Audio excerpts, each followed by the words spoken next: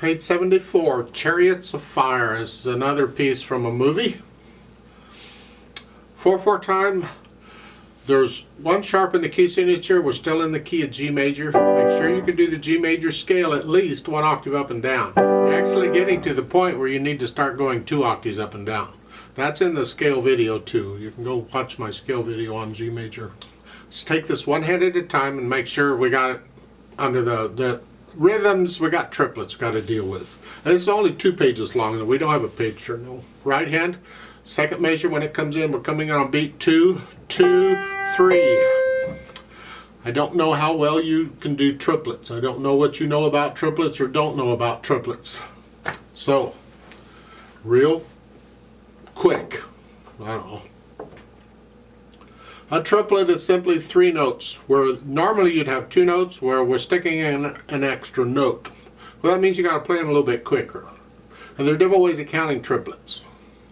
You use whatever you choose to use, or what your teacher tells you to use, or whatever. Just be consistent. Here, because we're spanning triplets, 3/4 notes over 2 beats, 3/4 notes and 2 beats, I'm just going to use the word triplet. Triplet. I can go 1, 2, triplet, 1, 2, triplet, 1, 2, triplet. See that? Triplet. Each one of those is a note. Or I could do 3 and 1, 2, 3 and 1, 2, 3 and I never get to say 4 because 4 is in the middle of the and. So it's 1, 2, 3 and or 1, 2, triple. So there's 4 notes together when you consider the note that comes after it. They should all be even. If they're not even, it's not a triplet. So again, 1, 2, 3 and 1, 2, 3, 4, 1, 2, 3 and that's the way it is. Throughout this piece, the triplets work the same way through, all of them. So let's just check our fingering here. We're here.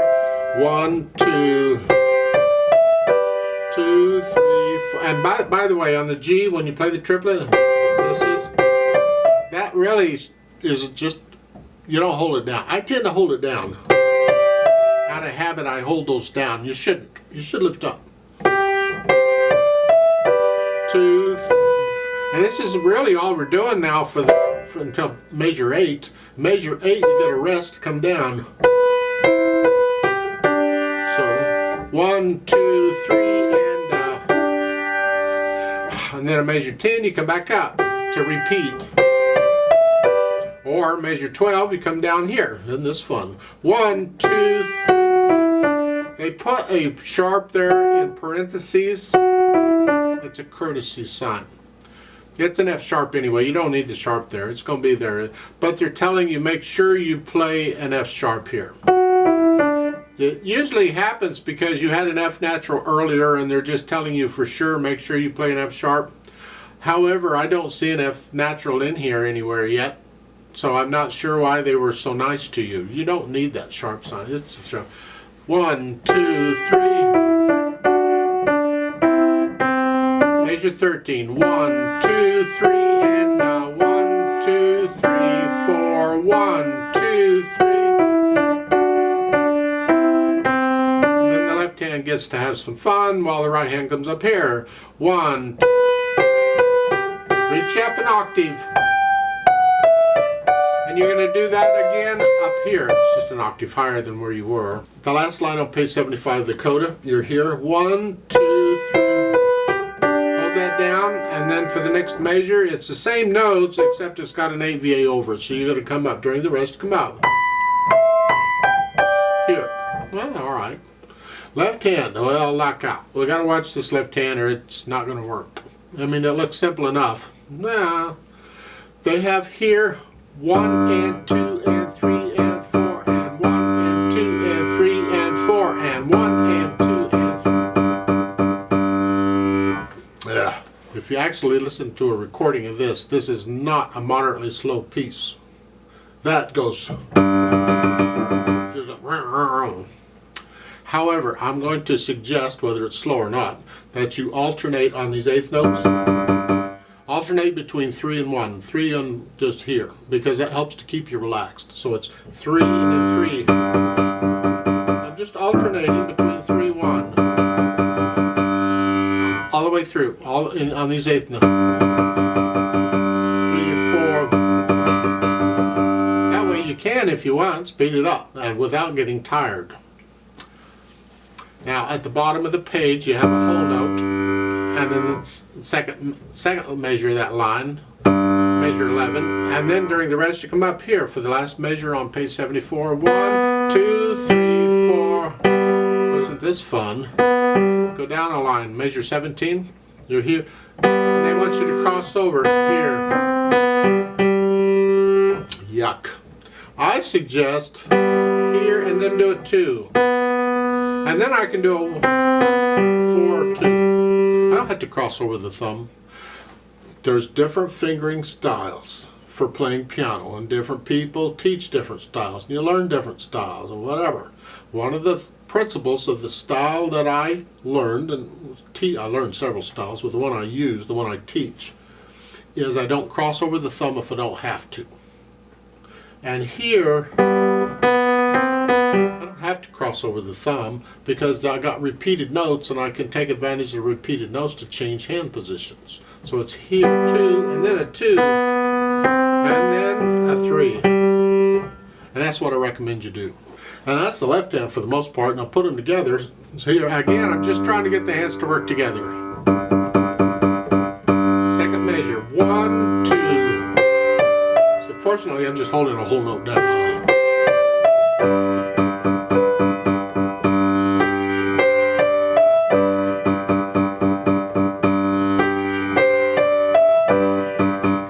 Isn't it? Let's go down to the bottom.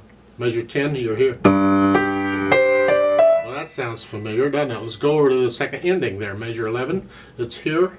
Now when I play the F sharp, I come up in the left hand. Now, I gotta come up here anyway, so I got time to move.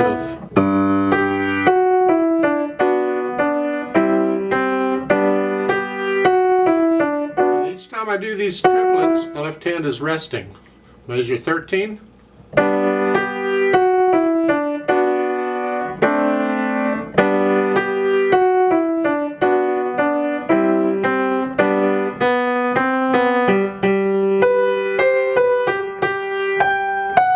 You get the idea, I hope. They keep giving you the F sharps in parentheses. I think they're just reminding you, make sure you play an F sharp. You don't need any of those sharp signs. They're sharp anyway. I think that's a little misleading, because that kind of, you start thinking, well, I should be getting a sharp sign here, why aren't I getting it? And the point is, you shouldn't have been getting a sharp sign to begin with, because it's in the key signature. Anyway, you work out, get the hands together, and then go back over it a few million times and get rid of the hesitations. Just work on those spots where you're hesitating. It's usually where a hand moves or you got an awkward fingering or something. Just get rid of the hesitations. As far as articulation goes, you pretty much just connect it all. I'll do the best you can with that. Dynamics, well, you're starting out soft. The melody is in the right hand. That's what we want to hear. Go up to, from soft to moderately soft. Just moderately soft. Here. The left hand needs to stay soft. Do the best you can with that. Then I'll measure 10, soft. You go up to moderately soft again, because you repeat back to the reverse repeat sign. You're moderately soft there again. Forget the F for now. That's something different. But you go back up to moderately soft. There. And for the measure 11, you're soft and go up to moderately loud. Now you're moderately loud. The left hand's in the background.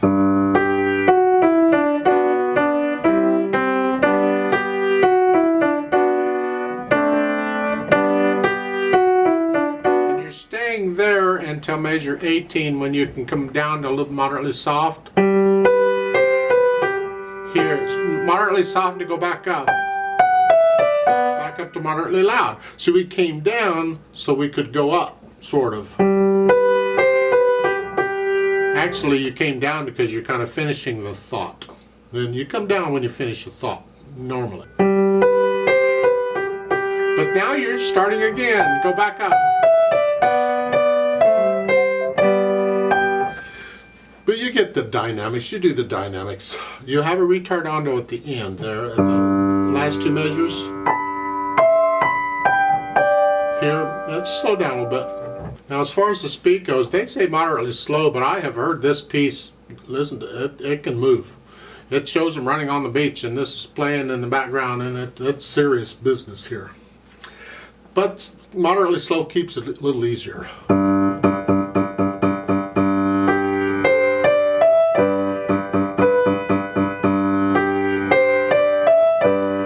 One, two, three, four. It's not moderately slow. I sped it up a little bit, but in my mind, that's how it should go. Maybe that feels moderately slow, because the tempo doesn't apply to the beat necessarily. It applies to the flow of the piece, the feel of the piece. I've heard it played a little bit quicker though. However, we'll keep it slow. Now they've added pedal. Well, that's nice, because this really an orchestra should be doing this. We want lots of overtones, but we don't want to be smearing it up. They're using overlapping pedal throughout, and if I do it the way they're showing, this is what you get.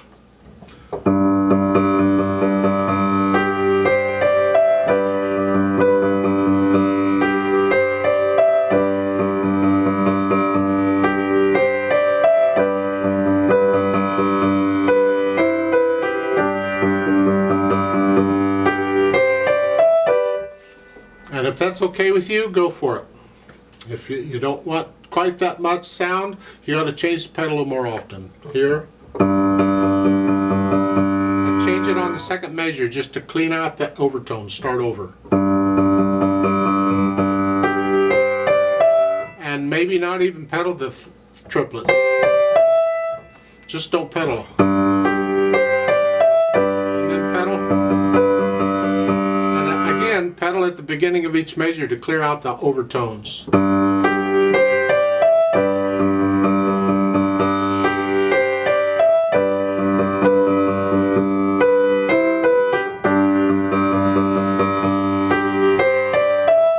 That's how I might suggest doing it. That cleans it out a little bit. However, if you want more sound, then by all means. Maybe after you do the DS and you go back to the sign at the top of page 74, you see the little sign there? Now you're loud. And maybe when you get loud, you go ahead and pedal it more like they're telling you, because now we want more overtones. It's more exciting. Now this is a little bit confusing here, and different people are going to interpret this differently. So I can't say one way's right, one way's wrong. I don't know what they were thinking. It's my opinion. It could have been written out a little better. But at the bottom of page 75, toward the end, of the next to the last line toward the end, you have a DS al coda. The little sign thingy.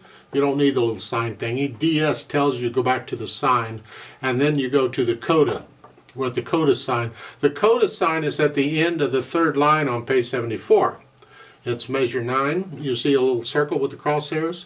So when you get to that point, you immediately jump to the coda, which is the last line on page 75. So there's nothing confusing about that, is there? However, they've also put in a repeat sign there at the end, toward the bottom of page 75, where you have a DS al coda. There's also a repeat sign. Very unusual to do that. It's a little dangerous in my opinion. You might think it's an error. Although you don't need a repeat sign, because the repeat sign sends you back to the reverse repeat sign at the top of page 74. Again. Well, that's what the DS does. That sends you back, because that's where the sign is. That's where you're going. However, I think what they want you to do is first, when you get to the bottom of page 75, this is what, measure 27? First you do the repeat, and you go back to the reverse repeat sign, and you go through, and you do it all again, and then when you get to that measure 27 again, then you do the DS and go back to the sign, and then you take the coda. So the piece is actually twice as long as it appears to be, basically. It's a little longer than it appears to be, actually, but twice as long plus a little. That's my impression of what they want. It's something like this, I think.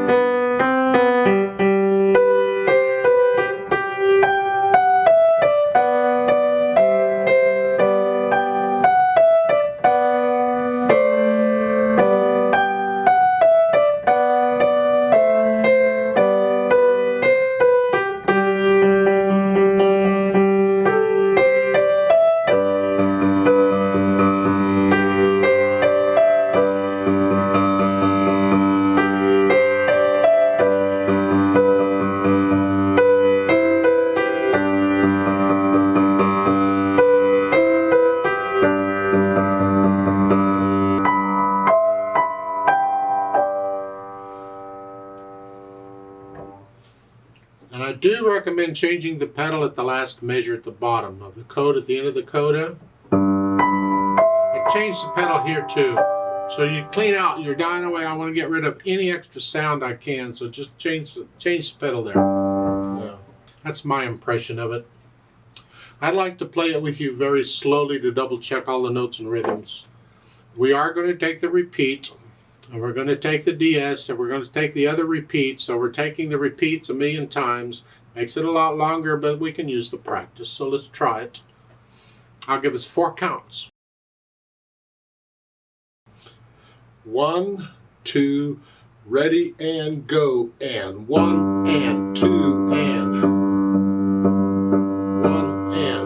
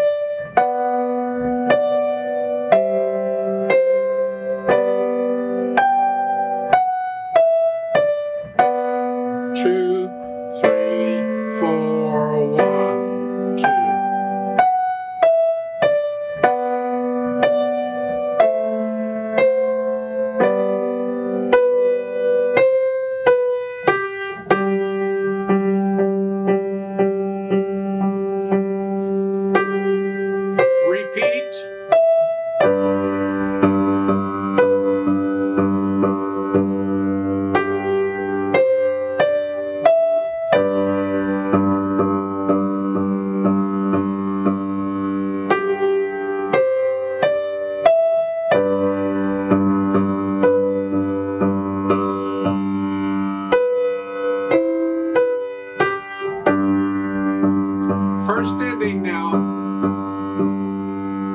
Repeat.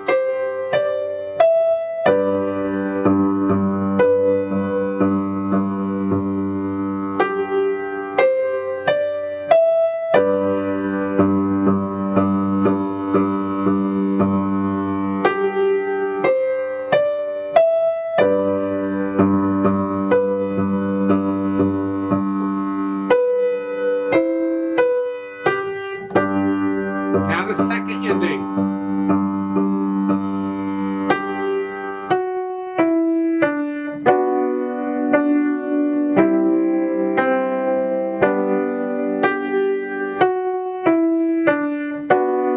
Two, three, and four, and one, two, and three, and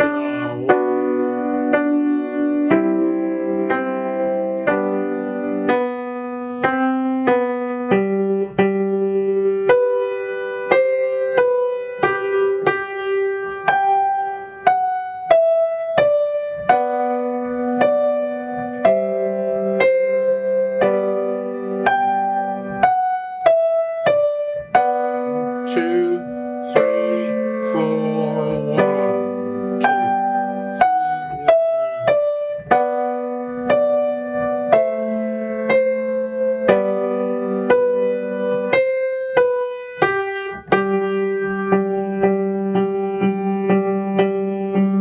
Now go to the sign.